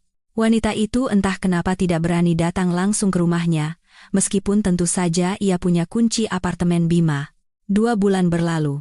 Selama itu Wati merasa tidak tenang. Ia merindukan putranya, ingin mendengar suara yang dikenalnya, melihat mata kesayangannya. Ia sangat merindukan percakapan dari hati ke hati, dan jalan-jalan bersama mereka. Wanita itu menyesali kejadian di hari jadinya. Mengapa harus membuka aib di depan umum? Tapi pendapatnya tentang Dewi tidak berubah. Sebaliknya, ia semakin yakin bahwa anak itu bukan anak Bima. Dia takut terbongkar, makanya menghalangi komunikasi antara ibu dan anak. Wati akan memberitahukan semua yang dilihatnya. Bima akan tahu bahwa kecurigaannya tidak berdasar, dan ia sendiri akan ragu. Tapi Bima telah membangun penghalang tak terlihat di sekitar keluarga kecilnya dan tidak mengizinkan ibunya, orang yang paling dekat dan paling dicintainya, untuk masuk. Wati belum pernah merasakan kesepian sedalam ini. Perasaan itu benar-benar menekannya. Wanita itu merasa ditinggalkan, tidak dibutuhkan oleh siapapun. Seolah-olah jika terjadi sesuatu padanya sekarang, tidak ada yang akan menyadarinya. Suatu hari, Bima datang sendiri ke rumah ibunya, tanpa menelepon, tanpa pemberitahuan. Ia hanya membuka pintu dengan kuncinya dan masuk ke ruang depan seolah-olah tidak ada yang terjadi. Wati saat itu sedang duduk dengan sulamannya di depan televisi. Lukisan berikutnya terlihat sangat indah. Tetapi wanita itu lebih suka menyulam pola di selimut bayi sekarang, bersiap untuk kedatangan cucunya, jika ia yakin bahwa itu benar-benar anak putranya. Kemunculan Bima yang tak terduga membuat Wati gelisah dan gembira. Ia melompat, sulamannya jatuh ke lantai. Putranya terlihat tenang dan tegas. Begitu dewasa, sudah menjadi pria sejati. Betapa ia merindukannya. Bima, kamu datang. Seru wanita itu, mencoba memeluk putranya, tetapi ia menghindar. Tentu saja. Dewi sedang bekerja. Ma, kita perlu bicara? Sangat serius. Tentang kejadian di hari jadi itu. Aku sendiri menyesalinya, sungguh. Kalau begitu, mungkin sekarang ikut aku ke tempat kami. Minta maaf pada Dewi? Pada Dewi? Wati berkedip kaget. Aku tidak bersalah padanya. Aku ingin minta maaf padamu. Seharusnya aku menceritakan kebenaran tentang istrimu secara pribadi. Kamu tahu, aku melihatnya. Jadi mama tidak mengerti apa-apa. Potong Bima dengan getir sambil menatap ibunya. Tidak, kamu yang tidak mengerti. Aku memergokinya. Dewi menggoda seorang dokter. Dan itu adalah Andre. Rupanya, Dokter Andre. Jadi mama tahu nama selingkuhannya? Selingkuhan apa lagi? Sudahlah, aku yang salah. Seharusnya aku ceritakan padamu begitu aku melihat kamu tidak menyukai Dewi, tapi dia yang menghentikanku, memintaku untuk tidak membuatmu khawatir tanpa alasan. Dan dia tidak ingin terlihat seperti penyelamat suci di matamu. Dia bermimpi tentang hubungan yang normal dan setara, tapi karena sudah begini, kamu bicara tentang apa sekarang? Apa yang tidak kamu ceritakan padaku? Sesuatu yang begitu penting? Buatkan teh. Pinta Bima tiba-tiba sambil duduk di sofa. Percakapan kita akan sangat panjang. Ada banyak hal yang perlu mama ketahui. Bima memulai ceritanya dari saat seorang mahasiswa baru bernama Gilang pindah ke kelompok mereka di semester 7. Gilang tidak pintar dalam belajar. Itu masih ungkapan halus. Ia nyaris tidak bisa kembali setelah dikeluarkan, berkat usaha orang tuanya. Akibatnya, pemuda itu lebih tua beberapa tahun dari teman sekelasnya. Bima, yang dididik dengan baik oleh ibunya, langsung tertarik pada cara bicara Gilang yang bebas. Ia bisa mengunyah keripik di kelas tanpa memedulikan teguran dosen. Pemuda itu juga sering berdebat dengan dosen, menjawab panggilan telepon saat kuliah, bisa saja di tengah-tengah pelajaran mengemasi barang-barangnya dan keluar dari auditorium. Dan tentu saja, ia banyak membolos, kadang-kadang menghilang selama berminggu-minggu, lalu muncul dengan penampilan kurus dan tidak terawat. Gilang tidak terlalu akrab dengan teman sekelasnya. Dengan seluruh penampilannya, ia menunjukkan bahwa mereka terlalu muda dan tidak berpengalaman untuk berteman dengan pria berpengalaman seperti dia. Terkesan bahwa Gilang memiliki kehidupan yang sangat menarik dan penuh peristiwa. Seseorang terus-menerus meneleponnya. Dari potongan-potongan percakapan, menjadi jelas bahwa pemuda itu secara teratur mengunjungi berbagai pesta, pergi ke klub malam, dan bepergian. Bima sedikit iri pada Gilang. Bahkan cara berjalannya pun istimewa, bebas dan santai. Sementara Bima sendiri seumur hidupnya selalu berada dalam batasan yang ditetapkan ibunya, ia menanamkan dalam dirinya bahwa begitulah seharusnya orang yang terdidik dan terhormat berperilaku, dan Bima berusaha. Tetapi sekarang, melihat Gilang, ia sadar, bisa hidup dengan cara lain. Apa yang dimiliki Bima? Kuliah, rumah, pekerjaan sampingan di internet, pergi ke bioskop atau bowling dengan teman sekelas, sesekali kencan dengan gadis-gadis pemalu yang setelah beberapa saat mulai bersikap seperti ratu yang tak tersentuh. Gadis-gadis dari keluarga baik-baik, semuanya seperti cetakan. Dan juga buku, kadang-kadang ada yang menarik. Itu saja yang mengisi hari-hari kelabu Bima. Sementara Gilang, sepertinya hidup lebih penuh dan berwarna, kehidupan nyata, bukan yang dipaksakan padanya, tetapi yang ia pilih sendiri. Tentu saja, Bima sebelumnya pernah melihat pelanggar disiplin, ada banyak di sekolah dan di universitas. Tapi mereka hanya badut yang mencoba menarik perhatian dengan perilaku mereka, karena tidak bisa dengan cara lain. Tapi Gilang berbeda. Pendapat orang lain sepertinya sama sekali tidak memengaruhinya. Dibandingkan dengan kehidupannya yang menarik itu, rutinitas universitas tampak kelabu dan tidak berarti. Dan Bima, di usianya yang ke-21, tiba-tiba merasa seperti remaja. Ia merasa sudah waktunya untuk mengubah sesuatu. Ia tidak lagi ingin hidup dengan aturan yang dipaksakan. Ia bosan menjalani eksistensi menyedihkan sebagai mahasiswa teladan. Masa muda berlalu, dan tidak ada sesuatu yang benar-benar cerah dan menarik terjadi padanya. Setelah universitas, bekerja, lalu menikah, lalu punya anak, skenario hidup seperti itu yang direncanakan ibunya untuknya. Dan di dalamnya tidak ada tempat untuk hiburan, kesenangan, petualangan. Tak lama kemudian, Gilang menjadi panutan bagi Bima. Pemuda itu mulai meniru cara bicaranya, gerak-geriknya, kadang-kadang itu terjadi tanpa disadari. Suatu hari, Bima memberanikan diri hingga secara terang-terangan bersikap kasar pada dosen yang menegurnya. Seluruh kelas terkesiap kaget. Perilaku seperti itu dari mahasiswa teladan tidak ada yang menyangka. Kelompok mereka pada dasarnya adalah kelompok yang sangat rajin. Yang terkuat di angkatan, Gilang berbalik dan menatap Bima dengan saksama. Di matanya terlintas minat yang jelas. Ia bahkan mengedipkan mata secara konspiratif pada pemuda itu. Dan saat istirahat, Gilang mendekati Bima. "Kamu lumayan juga," katanya, sengaja meregangkan kata-kata. "Tidak seperti yang lain, sekawanan domba. Mereka dihina, mereka diam. Aku tidak seperti itu," Bima meyakinkan, senang dengan pujian dari idolanya. "Pasti seru sama kamu." Gilang menepuk bahu teman sekelasnya. "Datang saja malam ini ke klub malam Vesta. Aku dan teman-temanku sering nongkrong di sana." Tentu saja, Bima datang ke klub malam itu. Ia sangat ingin setidaknya menyentuh kehidupan ceria yang dijalani teman sekelas barunya. Gilang bertindak sebagai pemandu ke dunia baru yang menakjubkan ini. Teman-temannya di malam yang sama mengajak Bima ke bioskop, baru saja ada film baru tentang pahlawan Marvel. "Mungkin kita bisa kenalan sama cewek-cewek di sana," kata salah satu teman sekelasnya, Ivan yang gemuk dan berkacamata. Dengan nada melamun. Tapi Bima sadar, ia tidak akan mendapatkan apa-apa di kelompok ini, tapi bersama Gilang, itu soal lain. Antara bioskop dan klub malam, pemuda itu tanpa ragu memilih yang kedua, dan ia tidak menyesal. Tentu saja, Bima pernah ke tempat seperti itu sebelumnya, tidak sering, tapi pernah. Sejujurnya, ia tidak suka klub malam.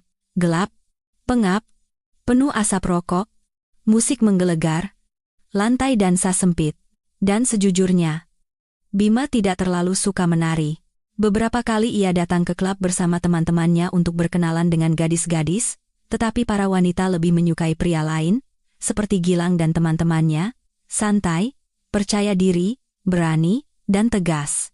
Dan hari ini Bima merasa persis seperti itu. Gilang dan teman-temannya menerima Bima sebagai bagian dari mereka. Awalnya semua minum, lalu pergi ke lantai dansa. Entah bagaimana. Secara alami, kelompok mereka bertambah dengan gadis-gadis cantik. Di hadapan Gilang, Bima merasa seperti seorang macho sejati. Ia bahkan tidak memikirkan apa yang harus dibicarakan dengan kenalan baru, padahal biasanya berkomunikasi dengan lawan jenis tidak mudah baginya. Kata-kata mengalir begitu saja darinya. Gadis-gadis itu mendengarkan dengan saksama, mengagumi, terbuka, sungguh luar biasa. Menjelang pagi, Bima merasa lelah, teman-teman Gilang juga tampak lelah. Tapi kemudian salah satu dari mereka mengeluarkan sebuah kantong kecil dari saku jeansnya. "Ini untuk mengisi energi," katanya pada Bima yang terkejut. Yang lain tidak butuh penjelasan. Terlihat jelas bahwa hal seperti ini bukan yang pertama bagi mereka. "Jangan takut," Gilang menenangkan. "Bahan-bahan herbal, tidak ada bahan kimia, produk alami. Kita perlu sedikit penguat, malam masih panjang, dan kita sudah kelelahan, sayang sekali." Teman-temannya serempak mulai mengunyah potongan-potongan rumput kering. Bima mengikuti contoh mereka. Ia sadar apa yang sedang ia coba, dan merasa gugup. Tapi ia tidak bisa menolak di depan semua orang sekarang. Itu akan tidak sopan. Mereka menawarkannya dengan tulus, dan ia tidak berani. Tidak jantan.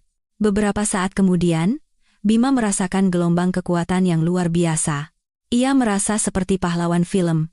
Tampan, percaya diri, berotot, mampu melakukan aksi apapun, bahkan memanjat dinding gedung bertingkat.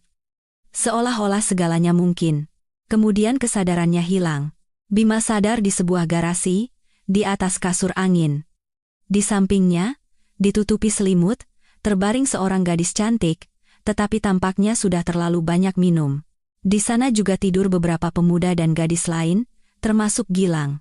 Ada yang di sofa tua, ada yang di kasur seperti Bima, ada yang hanya di lantai. Bagaimana mereka bisa sampai di sini? Apa yang terjadi sebelumnya? Bima tidak ingat apa-apa. Kepalanya pusing, di depan matanya semuanya berputar, rasa mual naik ke tenggorokan. Kemarin sangat menyenangkan dan seru. Sepertinya, sekarang tibalah saatnya membayar. Tapi Bima siap membayar harga itu untuk malam yang cerah dan tak terlupakan. "Sudah bangun, bro?" kata Gilang dengan suara serak, berbalik ke sisi lain. "Baguslah. Kemarin kamu tiba-tiba pingsan." Kami bahkan berpikir mau panggil ambulans. Tapi kamu kuat juga, sudah pulih. Sejak saat itu, Bima mulai bergaul dengan Gilang dan teman-temannya. Ini adalah sensasi yang sama sekali baru dan tidak seperti apapun. Bima sekarang merasa jauh lebih percaya diri dan belajar untuk bersikap lebih bebas. Banyak hal yang sebelumnya tampak penting, sekarang sama sekali kehilangan artinya.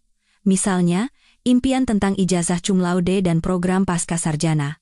Dulu Bima malu berkenalan dengan gadis-gadis, tidak tahu bagaimana harus bersikap dengan mereka, canggung di hadapan mereka.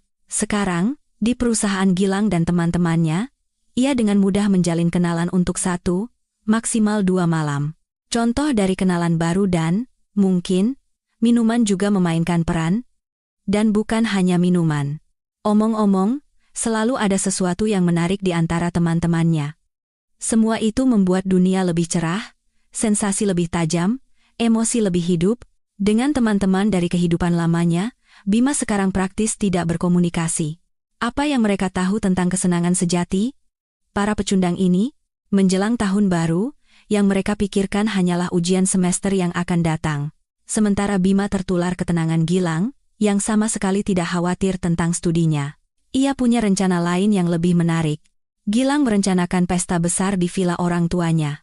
Tentu saja, Bima diundang. Pemuda itu dengan tidak sabar menunggu hari yang ditentukan. Acaranya menjanjikan tidak akan membosankan. Satu-satunya hal yang menaungi kesenangan adalah ibunya. Atau lebih tepatnya, ceramah dan keluhannya yang terus-menerus. Dulu Bima tidak menyadari betapa menyebalkan dan tidak menyenangkannya ibunya. Betapa ia jengkel dengan ocehannya. Terkadang ia mendapati dirinya berpikir bahwa untuk menghentikan aliran nasihat yang membosankan, ia siap memukul ibunya sendiri, dan suatu hari, ia hampir melakukannya. Ia mengayunkan tangannya ke arah ibunya, di mata ibunya terlintas ketakutan, lalu keheranan. Bima hari itu merasakan seluruh tubuhnya pegal, kepalanya sakit. Sehari sebelumnya ia bersenang-senang di klub dengan teman-temannya. Salah satu dari mereka membawa sesuatu yang baru. Efeknya luar biasa. Tapi di pagi hari, Bima merasa seperti rongsokan yang hancur berkeping-keping, dan di situ ibunya dengan nasihat abadinya. Hampir saja ia lepas kendali, masalah lain adalah uang. Dulu Bima mencari uang sendiri dengan membuat situs web untuk berbagai perusahaan, dan ibunya tidak pelit. Sesekali memberinya uang saku. Pemuda itu tidak pernah merasa kekurangan uang, meskipun tentu saja ia bukan anak orang kaya. Tapi sekarang ia tidak punya waktu, tenaga, maupun keinginan untuk bekerja sampingan, dan ibunya dengan tegas memutus aliran uang, hanya memberinya uang pas untuk ongkos setiap hari. Dengan uang receh seperti itu tidak bisa bersenang-senang. Dan Bima butuh uang. Kesenangan itu tidak murah. Suatu hari, pemuda itu akhirnya menemukan jalan keluar dari kesulitan. Sejak kecil ia tahu bahwa ibunya menyimpan kotak perhiasan emas di rak atas lemari pakaian. Apa saja ada di sana, gelang, kalung, anting-anting, juga liontin, bahkan jam tangan. Ibunya suka perhiasan. Ke dalam harta karun itulah Bima tanpa rasa bersalah memasukkan tangannya, dan tak lama kemudian, di pegadaian terdekat, ia sudah dikenal. Anehnya, pada masa itu, Bima tidak merasakan rasa bersalah apapun atas apa yang ia lakukan. Yang utama adalah mendapatkan uang, yang berarti kelanjutan dari kehidupan yang riang. Rupanya, otaknya sudah mulai merosot. Tentu saja, saat itu ia tidak menyadarinya dan tidak menyesali apapun. Bima tentu saja gagal dalam ujian semester. Tepatnya, ia tidak datang ke satu ujian pun, sama seperti Gilang. Ibunya mengetahui hal itu, membuat keributan lagi, yang akhirnya membuat Bima benar-benar kehilangan kesabaran. Ia kembali mengayunkan tangannya ke arah ibunya dan mungkin akan memukul wajahnya jika wanita itu tidak menghindar. Wati menjadi pucat pasi, menutupi wajahnya dengan tangan, dan menangis terseduh-seduh. Bima pertama kali melihat ibunya menangis. Tetapi bahkan pemandangan itu tidak membuatnya sadar. Ia menunggu sampai ibunya pergi ke toko, dan menyelinap ke kamarnya. Di sanalah kotak perhiasan itu disimpan. Ia masih sempat ke pegadaian sebelum tutup. Ia butuh uang untuk malam ini. Perlu bersantai, melepaskan ketegangan, bersenang-senang. Karena semua di sekitarnya sudah mulai menjengkelkan, perasaan yang tak tertahankan. Tapi pemuda itu mendapat kejutan. Ibunya menemukan kehilangan perhiasan dan menyembunyikan kotak itu. Bima saat itu mengobrak-abrik seluruh apartemen, menjatuhkan buku dari rak, mengeluarkan barang-barang dari laci dan lemari, bahkan memeriksa lemari piring. Semua sia-sia. Kotak itu tidak ada. Dalam kemarahannya, pemuda itu memecahkan beberapa piring dan lari keluar dari apartemen, yang sudah mulai terasa seperti penjara baginya. Bima pergi ke garasi Gilang. Dia ada di sana, sedang berbaring setelah pesta semalam, penampilannya tidak terlalu baik. Bima curiga penampilannya sendiri tidak lebih baik. Pemuda itu menceritakan masalahnya kepada temannya. Tidak ada uang, tidak bisa tinggal di rumah, ibunya bahkan tidak memberinya kesempatan untuk bernapas dengan tenang. Masalahnya apa?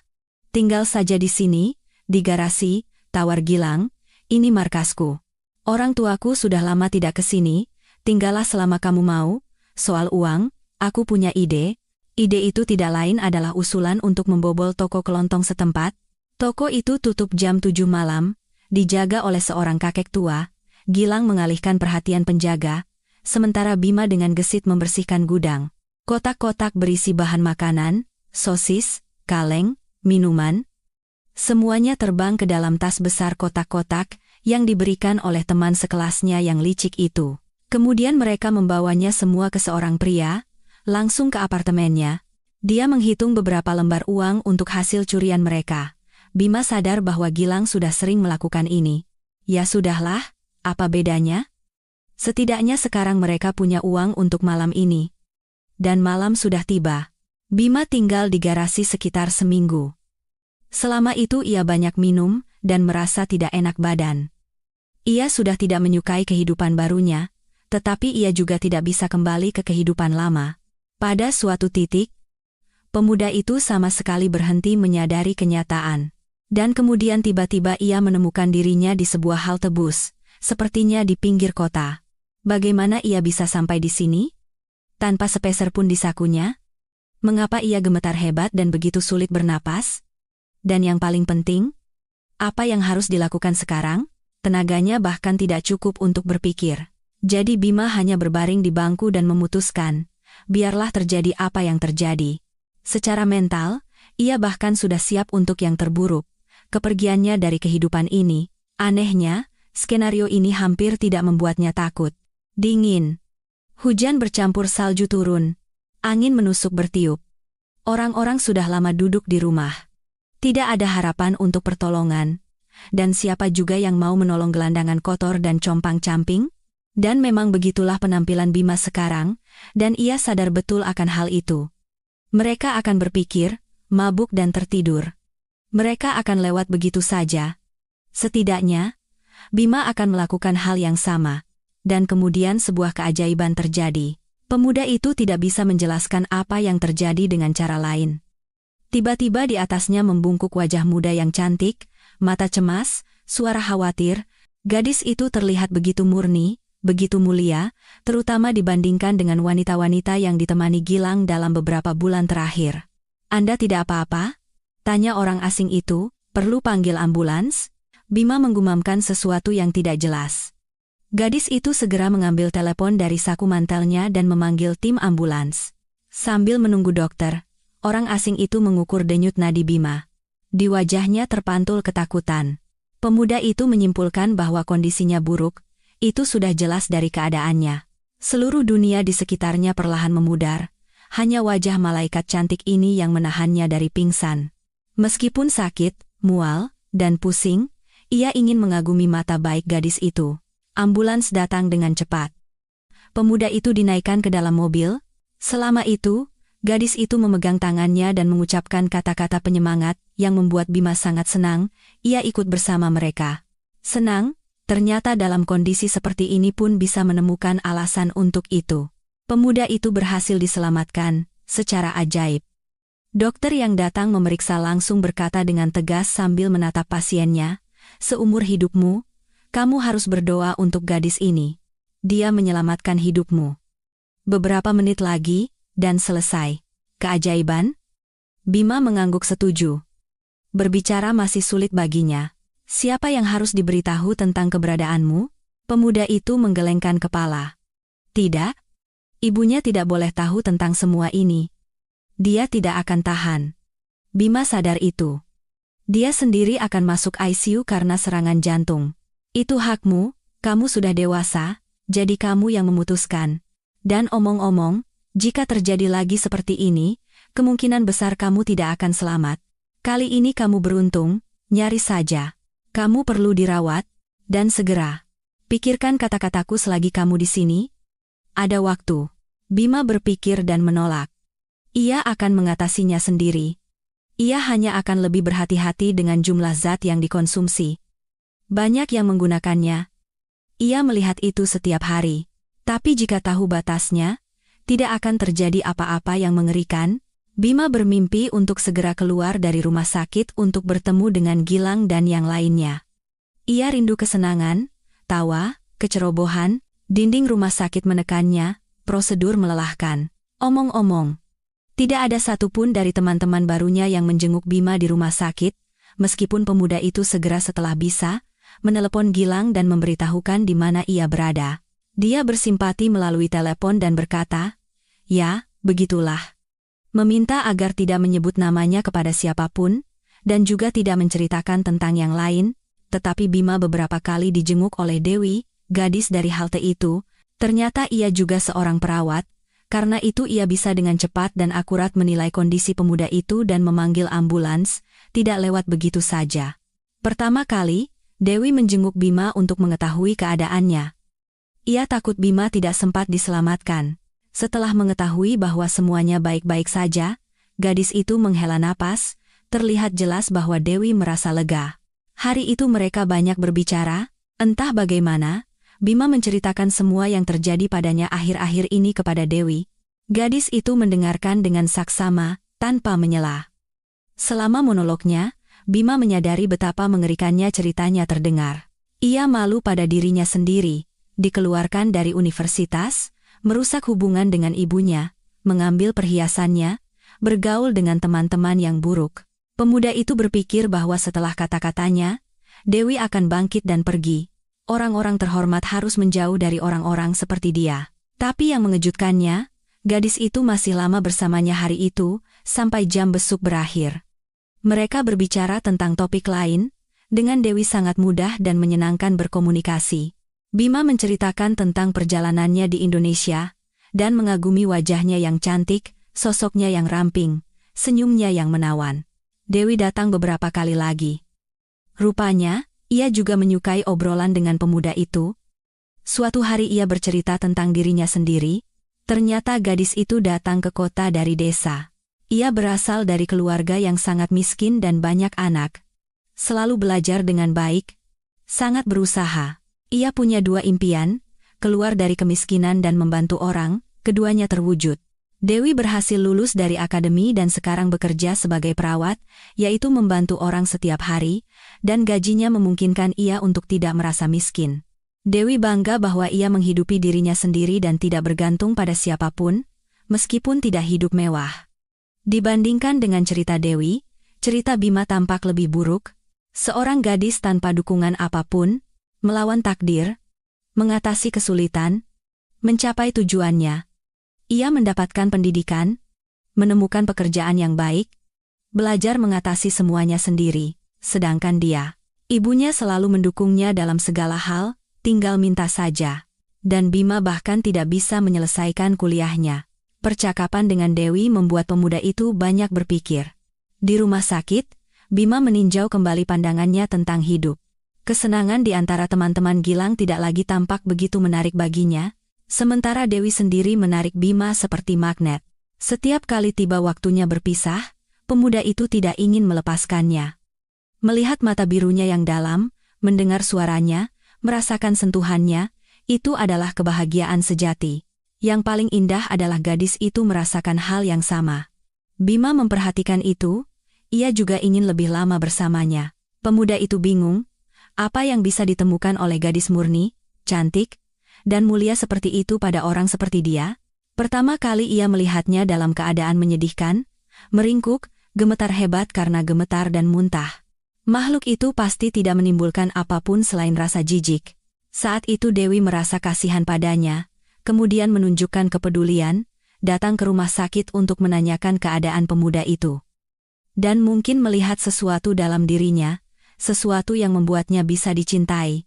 Bima sendiri sudah lama merasakan kebencian pada dirinya sendiri, dan ini, setelah keluar dari rumah sakit, Bima pulang. Ibunya tidak pernah tahu bahwa ia menghabiskan seminggu penuh di rumah sakit. Ia pikir Bima berkeliaran di suatu tempat, seperti yang sering terjadi akhir-akhir ini. Dengan Dewi mereka terus bertemu dan saling menelepon.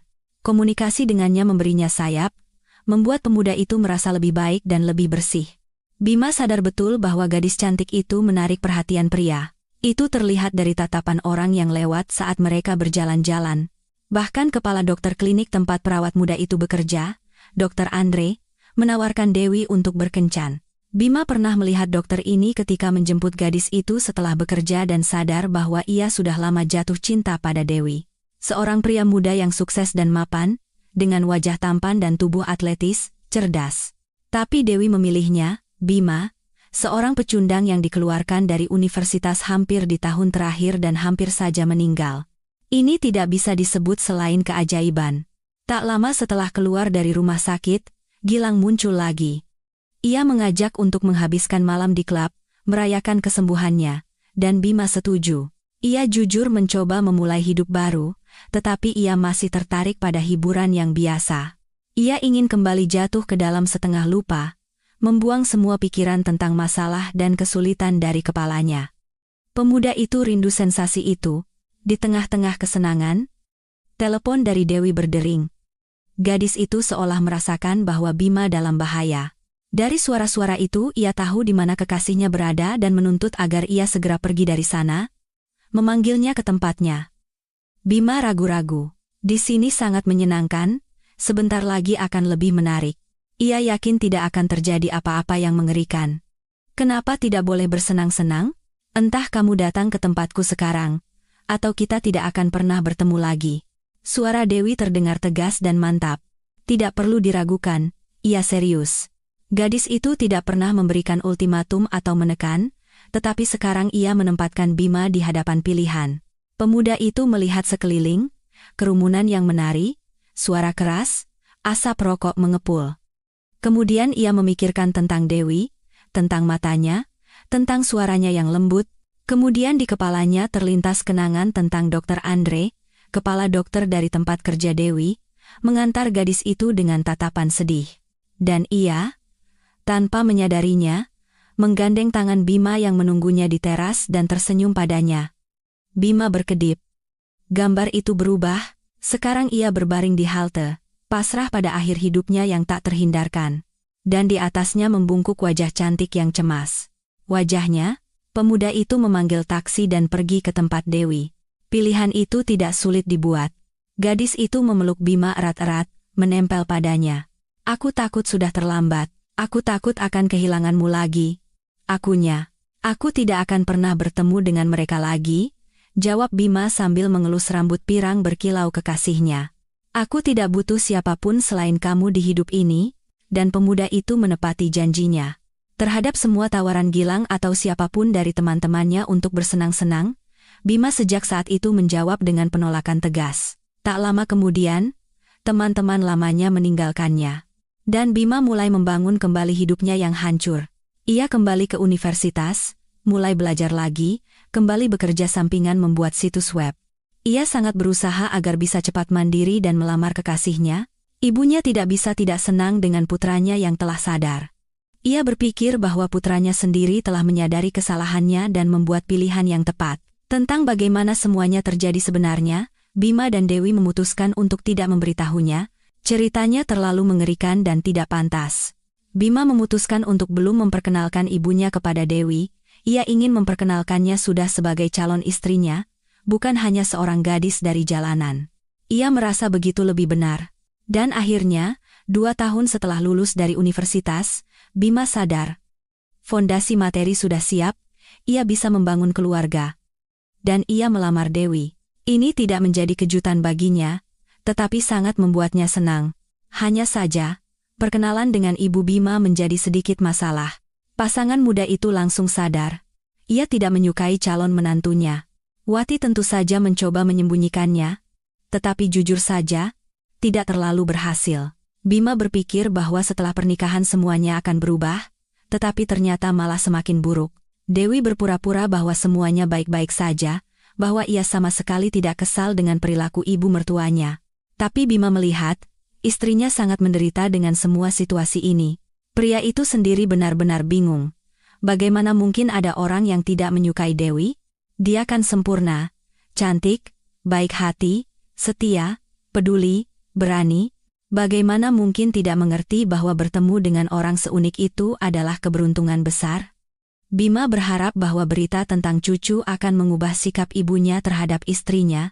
Karena itu ia tidak langsung memberitahukan kehamilan Dewi, ia menunggu momen yang hikmat. Istri mudanya ragu bahwa itu ide yang baik untuk mengumumkan berita seperti itu di depan umum.